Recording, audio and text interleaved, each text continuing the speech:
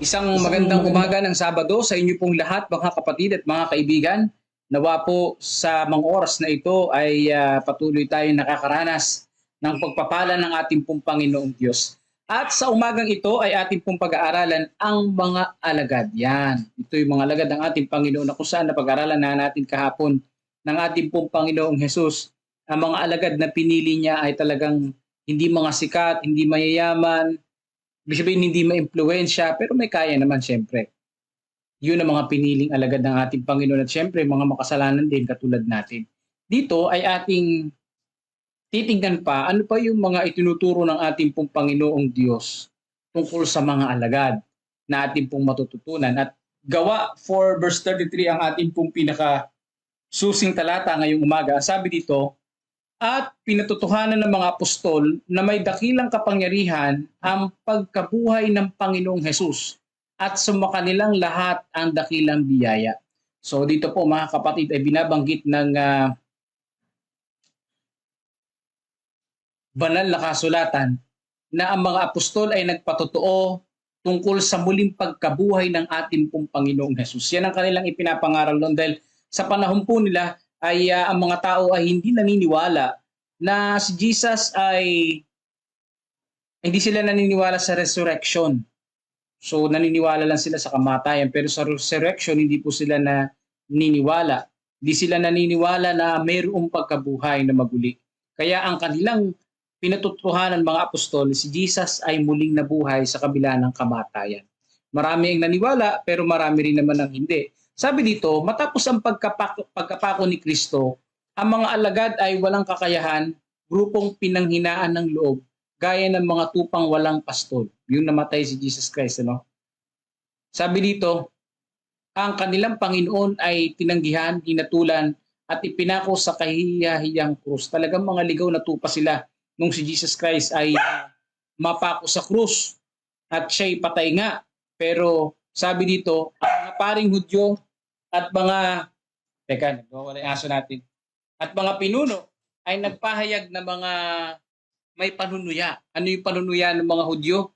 Nagligtas siya ng iba, hindi niya mailigtas ang kanyang sarili.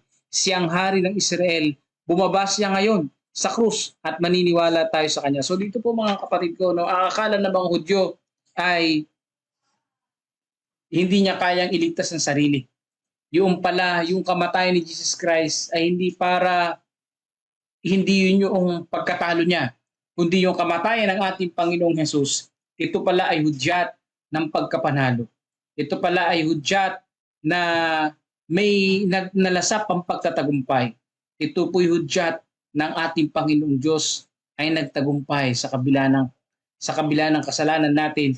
Tayo po ay nailigtas sa kamatayan ni Jesus Christ. So akala ng mga tao doon, talo na si Jesus. Pero hindi mga kapatid, siya ay nanalo. Yung panunuya ng mga Hudyo na yun, walang katuturan yun. No, walang bearing yun. Ang sabi dito, ngunit ang krus, ang instrumentong iyon ng kahihiyan at pahirap ay nagdala ng pag-asa at kaligtasan sa sanlibutan.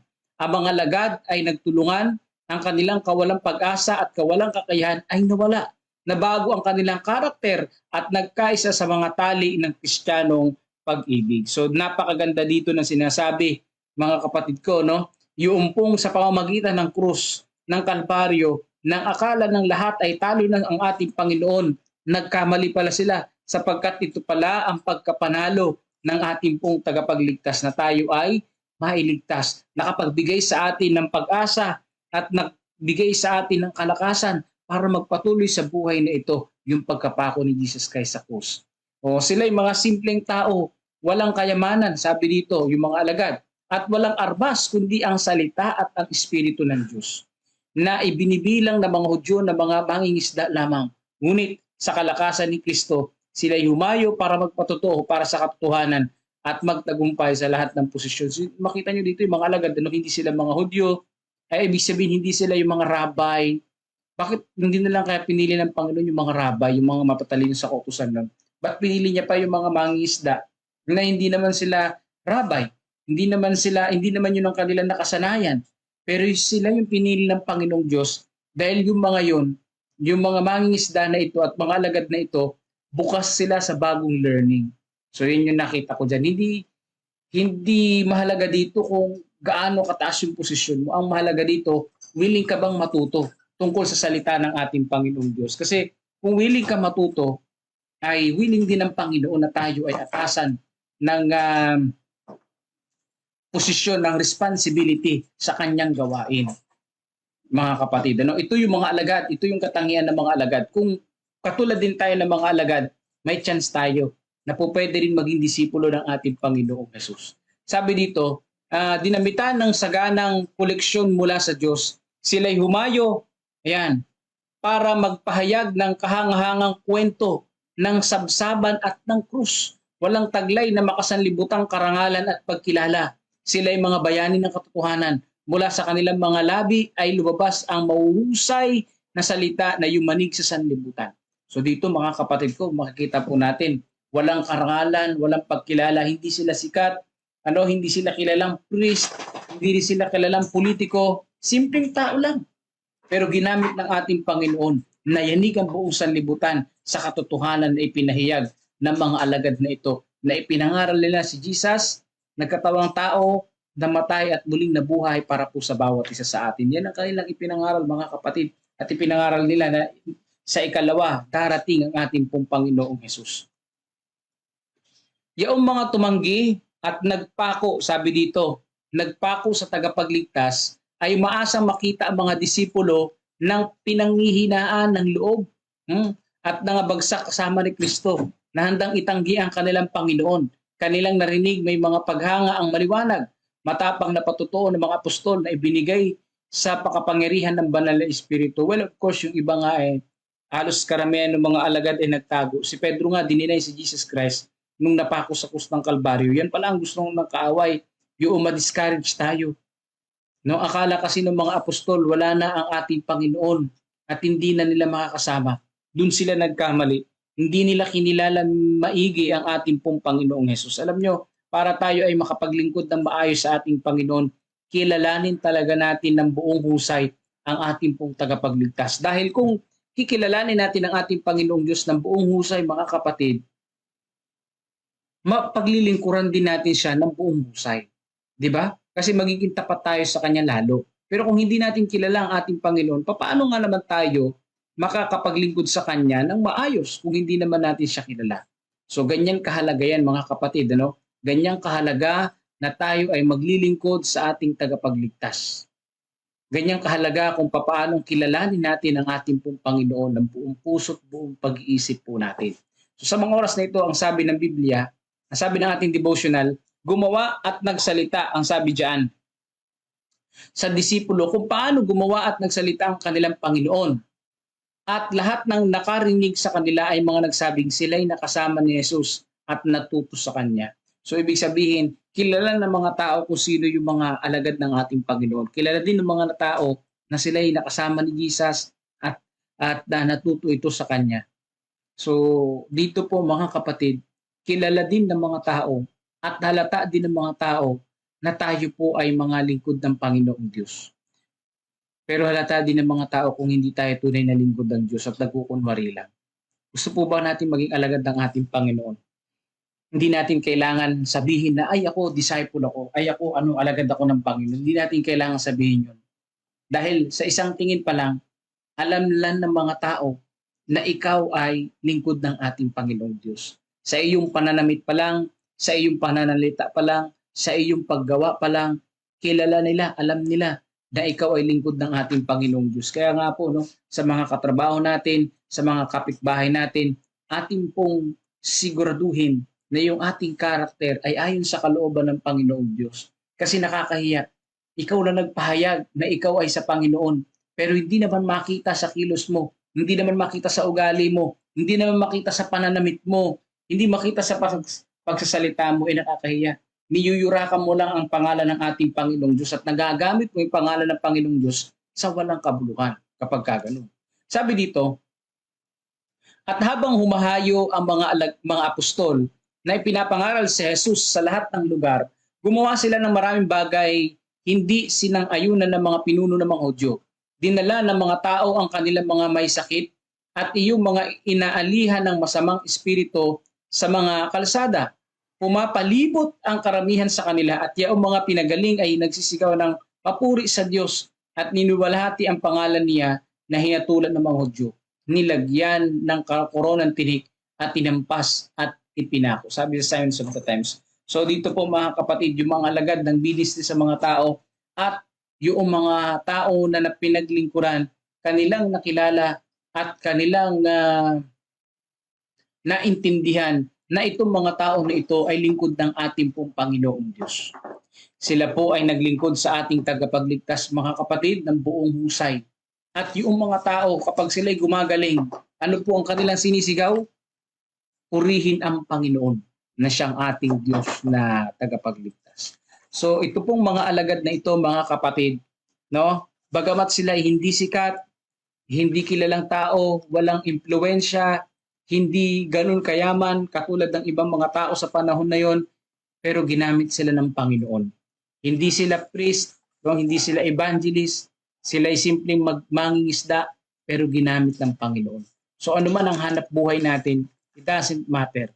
Ang pinakamahalaga, kung gusto po natin maging disipulo ng Panginoon, handa tayong matuto sa Kanya pong paaralan. Handa tayong matuto tungkol sa ating Panginoong Diyos. At handa tayong magpatotoo kung katulad ng mga apostol na si Jesus ay nagkatawang tao, no? Siya ay ating Panginoong Diyos, nagkatawang tao at namatay sa atin at muling nabuhay. So handa dapat tayong magpatotoo tungkol sa ating Panginoon kung gusto natin na maging alagad.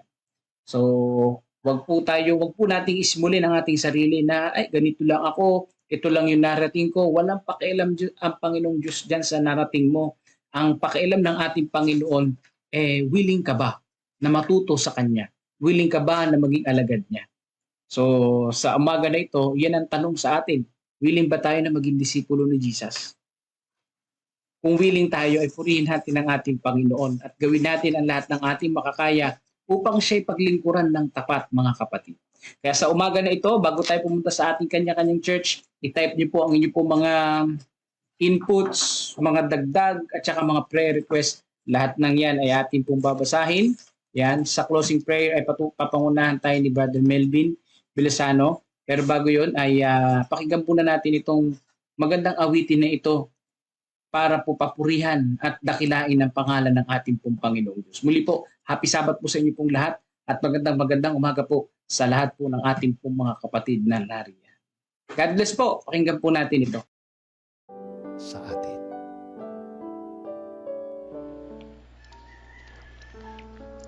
Amang banal na makapangyarihan sa lahat, nagpapasalamat po kami unang-una sa panibagong buhay at kalakasan sa umaga na ito. Salamat sa binigyan niyo ulit kami ng pagkakataon na makapakinig ng paalala sa amin na bilang inyong mga alagad, nais namin na kami ay maglingkod ng gusto at nais namin na mas makilala pa po kayo ng gusto po sa ganun. Hindi kami mag-aalilangan sa aming mga paglakad sa aming buhay para sa aming paggawa at ganyan din sa aming paglilingkod po sa inyo.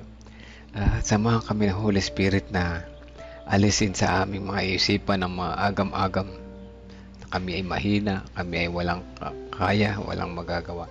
Pagkat sa piling po ninyo, Ama, alam namin, gaya ng inyong mga pangako, na ipagkakalob nyo sa amin ang lahat ng aming mga pangailangan kapag kami ay nagtiwala po sa inyo at nanampalataya. Salamat sa pagpapaalala po na ito at ito ay naway matanim sa aming puso at isipan pang sa ganun sa aming pang-araw-araw na paglago kasabay ng pagbabago ng aming karakter. Kayo po ang aming kasama at malayo kami sa anumang disgrasya ng kaaway.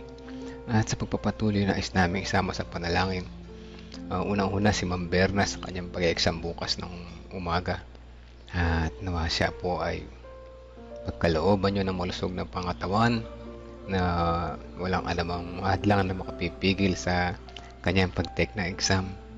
At Ama, win or lose, kami pa rin ay magpupuri po sa inyo.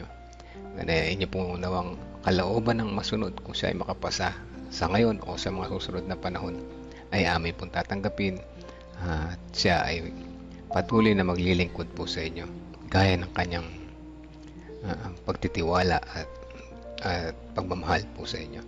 Ganyan din sa pagpapatuloy, nais namin isama sa panalangin ang kapitbahay ni Ate Flor Erilia na si Ando Algas.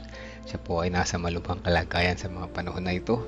Nasa ICU siya sa ospital at siya po ay hipuin po ninyo na inyong mapagpagaling na kamay. Iparamdam niyo po sa kanila ang inyong pagmamahal, sa kanilang pamilya, ipagkaloob ang kanilang mga pangailangan upang sa ganoon sa kanyang paggaling, sa agarang paggaling, ay makikwento niya po sa ibang mga tao, sa kanyang nasasakupan, kamag-anak, kaibigan, ang inyong kabutihan po sa kanya at ang inyong pagtupad sa inyong mga pangako at magtiwala po siya ng lubos sa inyo at tumanggap sa inyo bilang personal at tagapagligtas. Papasalamat kami sa mga aral sa bawat umaga na kami ay natututo, nare-remind at nare-revive pagkat ang aming kakulangan ay napupunan sa bawat umaga. Sa pagpapatuloy, nais namin isama sa panalangin ang mga kapatiran na may sakit na nagpapagaling pa rin, kasama yung mga bata dyan sa Kalipahan, sa members ng Tambakaw Church, gayon din si Lester na nasa ospital. Nawa po patuloy na kagalingan igawad sa mga bata na ito at sila ay makapanumbalik sa kanilang dating kalusugan at makabalik sa kanilang pang-araw-araw na pamumuhay at sa kanilang paggaling, Ama, sabay-sabay na paggaling ay maitaas nila ang inyong pangalan na kayo ang dakilang manggagamot. Ganyan din sama namin sa panalangin ng baby ni Sister Kisses na naway patuloy na kalakasan at kagalingan ang igawad niyo po sa kanya at patuloy na siya ay lumakas na at wala nang ano pang maging problema sa kanyang kalusugan. Ganyan din si Ate Gigi Concepcion sa kanyang karamdaman. Siya po ay inyong hipuin na mapagpagaling na kamay. Kasama na rin si Brother Henry Arenas, si Gregorio Santin, si Sister Shirley Jacinto. Ganyan din si Tatay Pento at si Kuya Mike Pablo. Kasama na rin yung pamangkin ni Sister Nimpa sa Canada. Ganyan din si pamilya ni Sister Rose Chris Encarnado na may sakit. At si ating Sibilia Erilia Bourbon, si Brother Renato Santos. Kasama na rin si Romnick Olivia at si Rebecca Francisco at ganyan din si Jennifer Pascua, Precious Cabasog, si Princess Jorquina, si Arusi, si Sister Nena, kasama din namin siya sa panalangin. Kasama na rin si Tia Aning, Tia Aurora, Corazon Mina, si Ate Sally Sanchez, ganyan din si Sister Janet Ontivero, Gina de Guzman, Arturo at Erlinda Duque sa kanilang past recovery. Mga kapatiran po nito kasama na iba pa na hindi namin nabanggit ay nais namin patuloy na ilapit sa inyo. Nawa ang inyong kalooban ng masunod at kami ay gumaling sa inyong tamang oras po. At kasama din namin sa panalangin ang mga kapatiran na kulang ng pagtitiwala sa inyo at nadala ng pagsubok sa buhay. Nawa ang Holy Spirit patuloy ang umakay sa kanila. Bigyan po sila ng liwanag na kanilang madaling makikita na sila ay makita nila ang daan pabalik patungo sa paglilingkod at pagtitiwala po sa inyo at makasama namin muli maghahanda sa nalalapit ninyong pagdating. Papasalamat po kami sa walang sawang pagtinig sa aming mga panalangin at patawad po kami mga na nagkulang at nagkasala. In Jesus' name we pray. Amen and amen.